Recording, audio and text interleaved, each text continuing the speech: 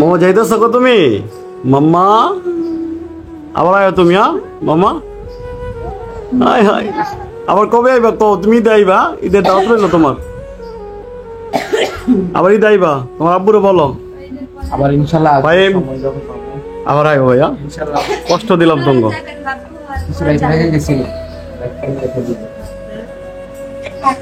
আমরা যাই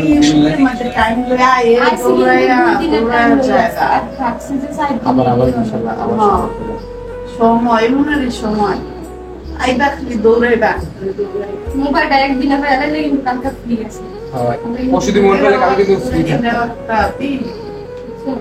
মানে কিন্তু কালকে তোমরা সাথে টাইম দিতে মোবাইলটা পাইছি না ভাই গেছে সারাদিন না কাম সাইয়া হচ্ছে তাহলে তো নোটি কাটে দিছে তাই মাটা 8:30 বাজে গেছে।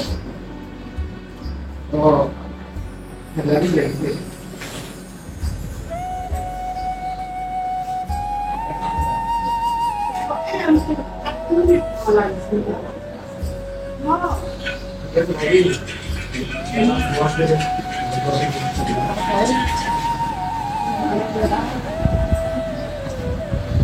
হ্যালো বন্ধুরা, আসসালামু আলাইকুম। সবাই কেমন আছেন? আশা করি সবাই ভালো আছেন।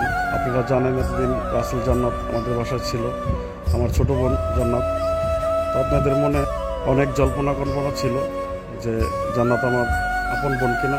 হ্যাঁ, আমার আপন বোন।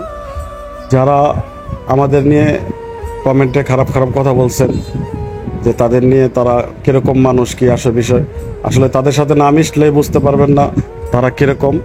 তো একজনের ব্যাপার না জেনে ফালতু কমেন্ট করবেন না।